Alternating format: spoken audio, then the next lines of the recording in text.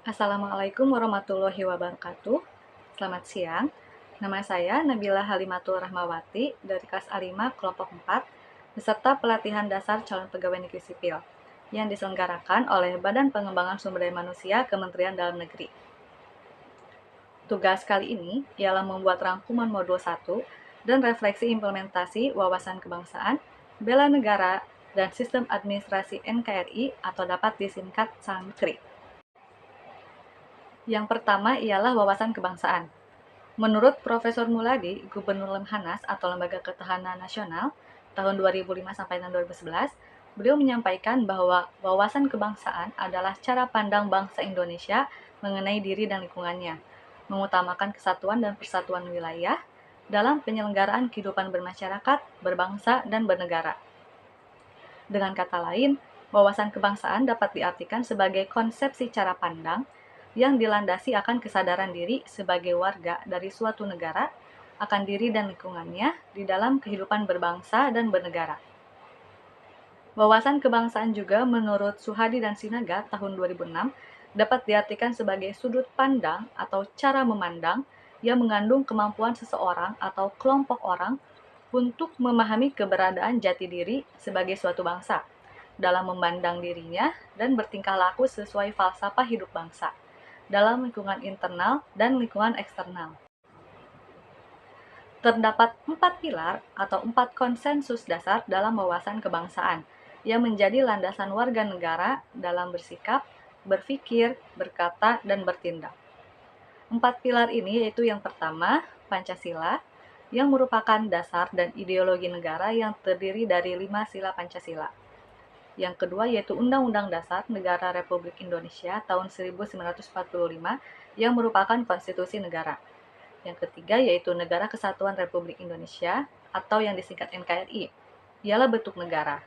Dan yang keempat yaitu semboyan negara kita yaitu Bhinneka Tunggal Ika, yang artinya walaupun berbeda-beda tetapi tetap satu jua.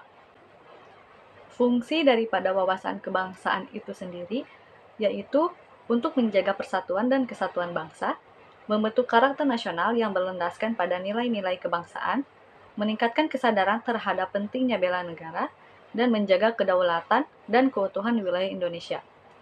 Kenapa sih kita harus menerapkan wawasan kebangsaan? Hal ini penting, karena dengan wawasan kebangsaan kita dapat menjaga persatuan dan kesatuan bangsa, mencegah disintegrasi bangsa, menumbuhkan rasa cinta tanah air, meningkatkan toleransi dan kebersamaan, menjaga keamanan dan stabilitas nasional, membangun karakter dan jati diri bangsa, serta mewujudkan tujuan nasional. Kemudian, kita lanjut ke materi selanjutnya, ialah bela negara. Berdasarkan Undang-Undang Republik Indonesia Nomor 23 Tahun 2019 tentang pengelolaan sumber daya nasional untuk pertahanan negara, Pasal 1 Ayat 1. Bela negara adalah tekad, sikap, dan perilaku serta tindakan warga negara, baik secara perorangan maupun kolektif, dalam menjaga kedaulatan negara, keutuhan wilayah, dan keselamatan bangsa dan negara, yang dijiwai oleh kecintaannya kepada Negara Kesatuan Republik Indonesia, yang berdasarkan Pancasila dan Undang-Undang Dasar Negara Republik Indonesia tahun 1945, dalam menjamin daya nasional untuk pertahanan negara, kelangsungan hidup bangsa Indonesia, dan negara dari berbagai ancaman. Sementara itu, dasar hukum dari bela negara tercantum pada Undang-Undang Dasar 1945, Pasal 27 Ayat 3 yang berbunyi, setiap warga negara berhak dan wajib ikut serta dalam upaya pembelaan negara. Pasal 30 Ayat 1, yaitu tiap-tiap warga negara berhak dan wajib ikut serta dalam usaha pertahanan dan keamanan negara.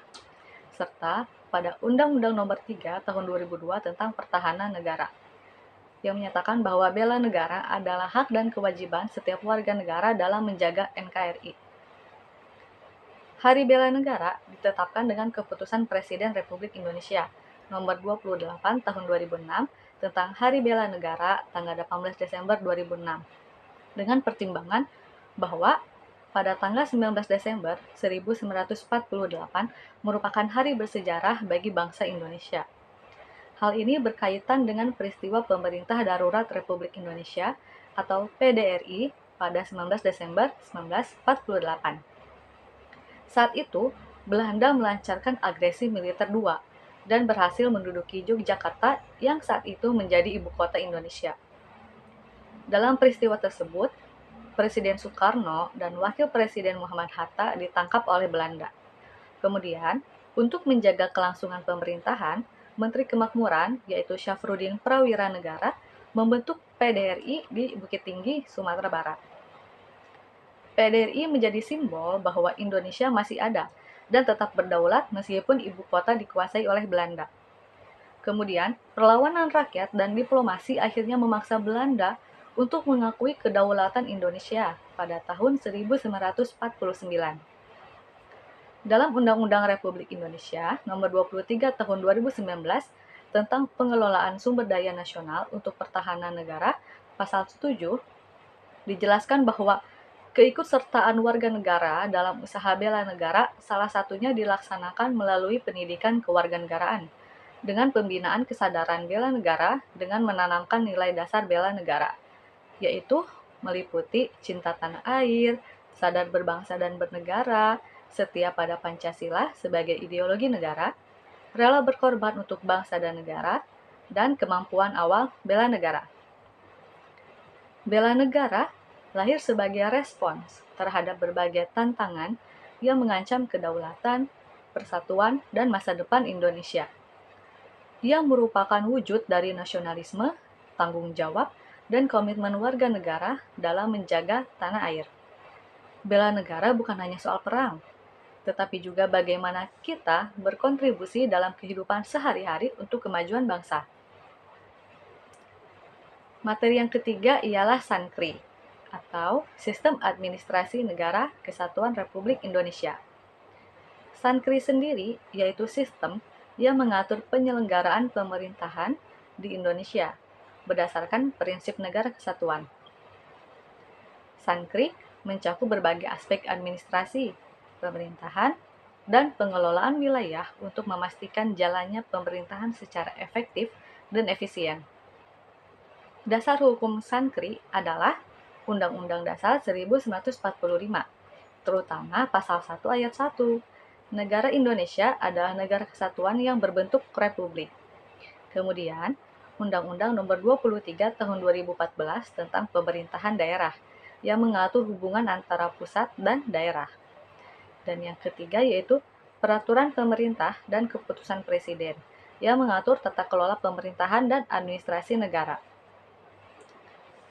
Prinsip-prinsip dari Sankri itu sendiri yaitu memanfaatkan aparatur negara, keuangan, dan lembaga-lembaga negara, mengatur pembagian kekuasaan antara lembaga-lembaga negara, menyelenggarakan pelayanan publik kepada masyarakat, menyelaraskan, mengembangkan berbagai kebijakan negara, mewadahi, memfasilitasi, dan memadukan berbagai kegiatan, serta mengakomodasikan peran masyarakat secara terbuka, partisipatif, dan akuntabel. Unsur-unsur dari Sankri itu sendiri yaitu adanya lembaga negara. Yang kedua, adanya organisasi dalam masyarakat Indonesia. Yang ketiga, kegiatan manajemen lembaga negara. Yang keempat, sudah jelas manusia, yaitu pejabat kenegaraan atau pemerintahan dan masyarakat yang dilibatkan. Yang kelima, yaitu adanya tujuan, yaitu mewujudkan kebijakan negara, memecahkan permasalahan negara, memenuhi kebutuhan masyarakat, dan melayani masyarakat. Dan yang terakhir yaitu tugas, yaitu kegiatan yang mencakup semua sektor atau bidang. Sankri berperan dalam memastikan bahwa pemerintahan berjalan dengan efektif dan efisien, serta berkontribusi pada pembangunan nasional yang berkelanjutan. Dengan sistem administrasi yang baik, NKRI dapat dikelola dengan baik demi kesejahteraan rakyat dan stabilitas negara. Selanjutnya, kita akan berlangkah ke materi refleksi implementasi.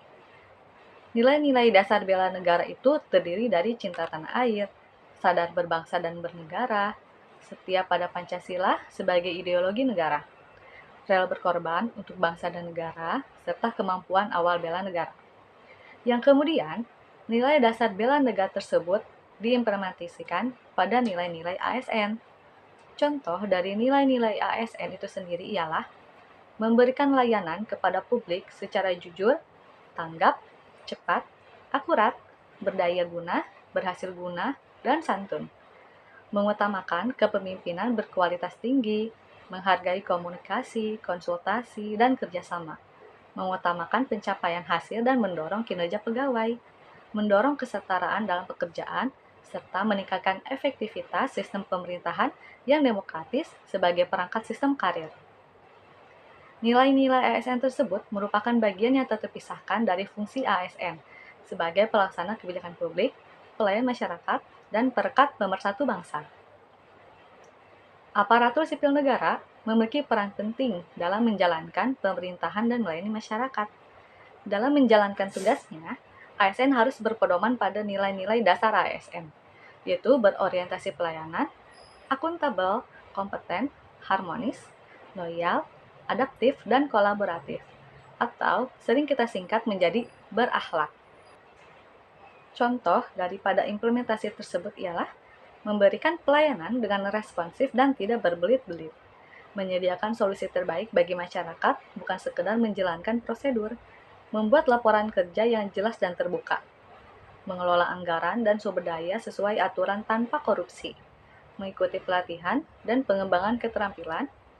Kemudian kita dapat bekerja dengan efisien dan inovatif, menghargai perbedaan dan bekerja sama tanpa diskriminatif, membangun lingkungan kerja yang positif, melaksanakan kebijakan pemerintah tanpa kepentingan pribadi, menjaga netralitas dalam pemilu dan tidak terlibat politik praktis, menggunakan teknologi dalam pelayanan publik, berinovasi untuk meningkatkan efektivitas kerja, membangun kerjasama lintas instansi, serta terbuka terhadap masukan dan sinergi dengan masyarakat. Nilai-nilai ASN berakhlak bukan sekedar slogan, tetapi harus benar-benar diterapkan dalam kerja sehari-hari. ASN yang berintegritas, profesional, dan responsif akan menciptakan birokrasi yang lebih baik dan meningkatkan kepercayaan masyarakat terhadap pemerintah. Sekian pemaparan dari saya. Mohon maaf apabila ada kesalahan. Billahi taufiq wal hidayah. Wassalamualaikum warahmatullahi wabarakatuh. Dan terima kasih.